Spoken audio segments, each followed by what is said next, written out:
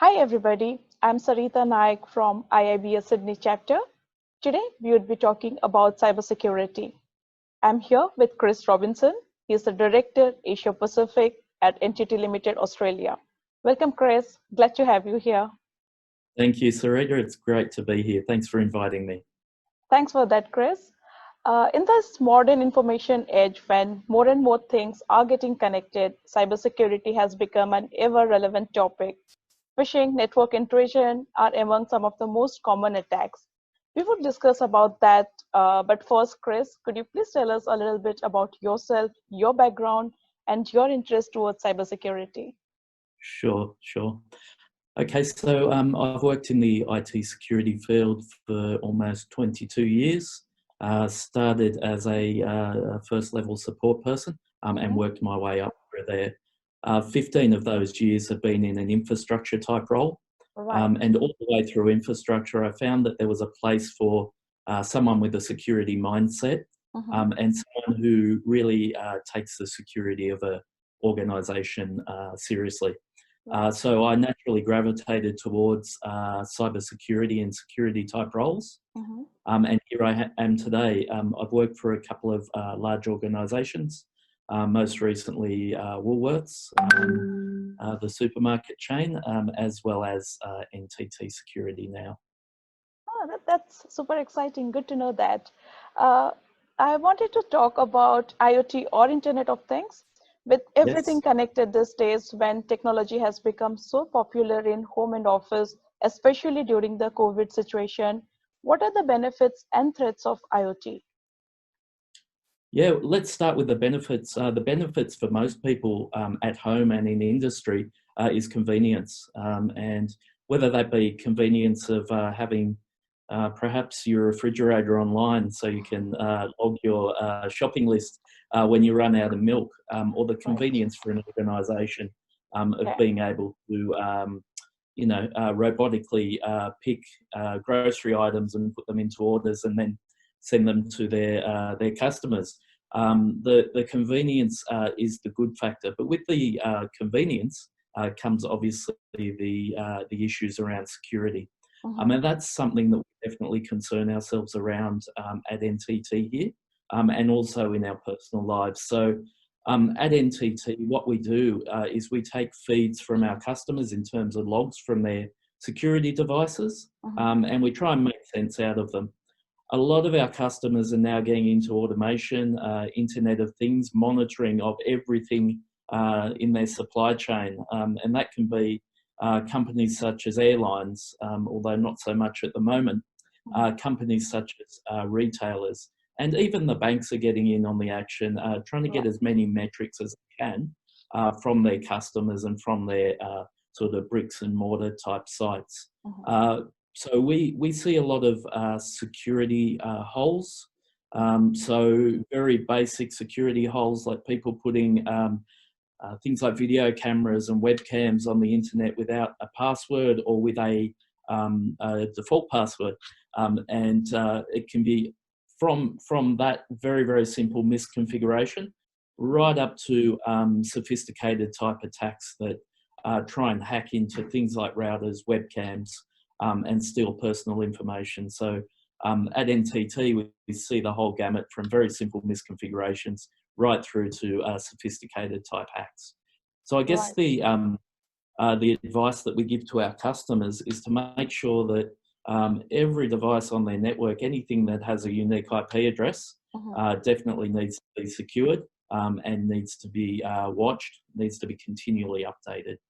Right, yeah. So this speaks a lot about the cyber attacks getting sophisticated. So in what different ways are these bad guys or the hackers are able to do so? And is there a role of AI, and is the AI a benefit for the organization, or is it helping out the bad guys over there? A bit of both. So let me answer your second question first. So artificial intelligence is something that we use in our threat detection platform here at NTT and other companies I've worked with. And it is about analysing patterns and analysing the logs that we're getting through and looking for patterns that apply to all of our customers. And that's been very successful at picking up the new attempts by the bad guys to get into some of our customers' organisations. But on the other hand, I've read many articles about the bad guys also using artificial intelligence to leverage the visibility they have across the internet to find new and interesting ways to get into our customers from a security perspective. So we're seeing AI and machine learning being used on both sides. The issues that we mainly see is not so much the sophistication from a technical point of view of the threat actors that we see now, or the bad guys as we call them. We're also having some issues with very, very unsophisticated attacks, whereby the end user is targeted with nothing more than a phishing email. And what the bad guys are finding is it only takes one person who is either not technically savvy or distracted, or gets an email that looks very, very close to something that might come from their bank or from a delivery company. It only takes one person to open up one of those, and then potentially the customer's network or the person's network who has opened this attachment or this phishing email is suddenly compromised. So we are seeing very, very sophisticated AI, even nation-state type sponsored hacks, but we're also seeing very unsophisticated hacks whereby the end user is targeted, and therefore, you know, we're kind of advising our customers to make sure that all of their people are security aware, so that there's security awareness training happening within their organisation. Because there's an old saying that the security chain is only as strong as its weakest link. And unfortunately, what we're seeing is sometimes the weakest link is that human link within the chain. Right, yeah. So to stop these attacks, I guess organizations do need to have a good structured security team. But with cyber attacks on rise, and there are so many articles that states that unfilled cybersecurity jobs worldwide would reach 3.5 million by 2021. Why is this resource crunch? Okay, there's a few answers to that. Firstly, the resourcing for cybersecurity. There's a huge demand. Ever since some of the high-profile hacks, such as the Equifax hack a few years back, the proliferation of the WannaCry worm, crypto locker type attacks over the last few years has meant that companies have started thinking about security.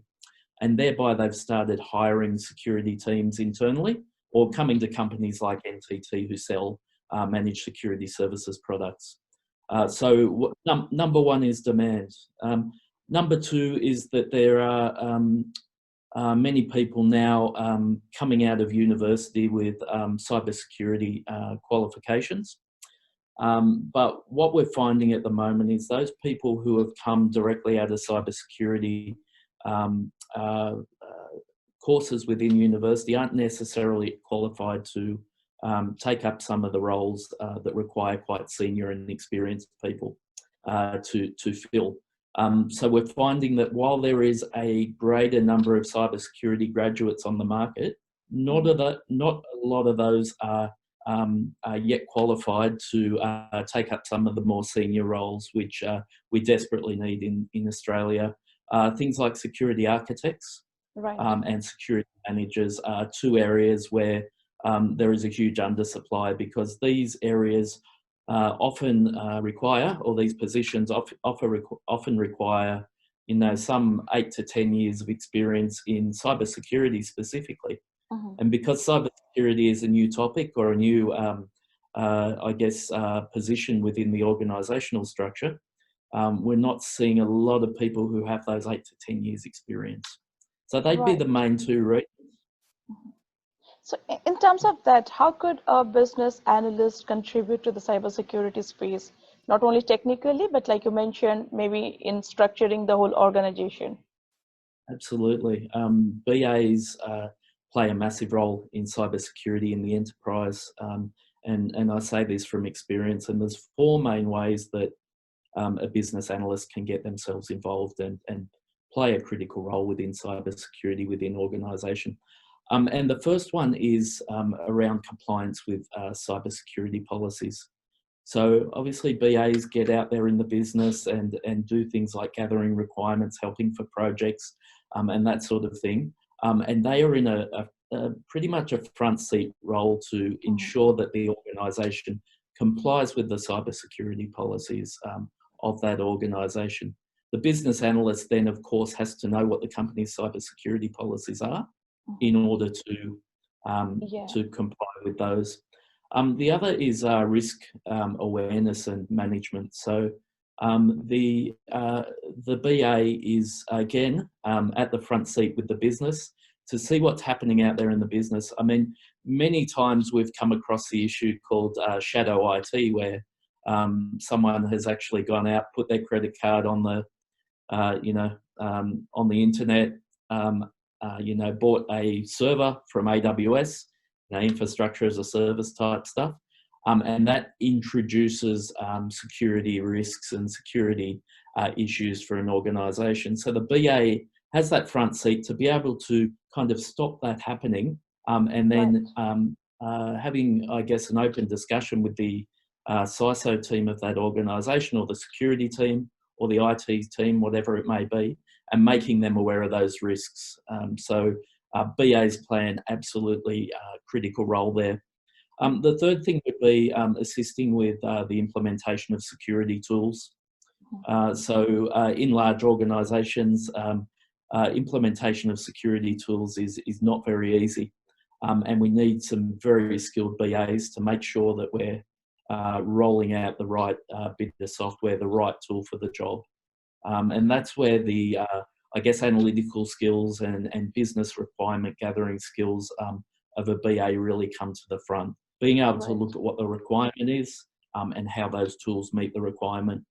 And the fourth part, very selfish on my behalf, but is helping with business cases and also budgeting for the implementation of those tools. So again, looking at whether our requirements meet the tool that we're about to put in, and then helping with those business cases, being able to put the technical terms that us techies like to use into business terms and helping those business cases succeed. So they're the main four areas that BAs can assist in cybersecurity. Thank you, Chris, for that. This has been really informative. It was great to hear from someone like you who has so many years of experience in the industry. This would definitely help the professionals in the BA space to have better clarity on cybersecurity. Thank you, Chris. Again, Sarita, thank you for having me, and it's been an honour to talk to you.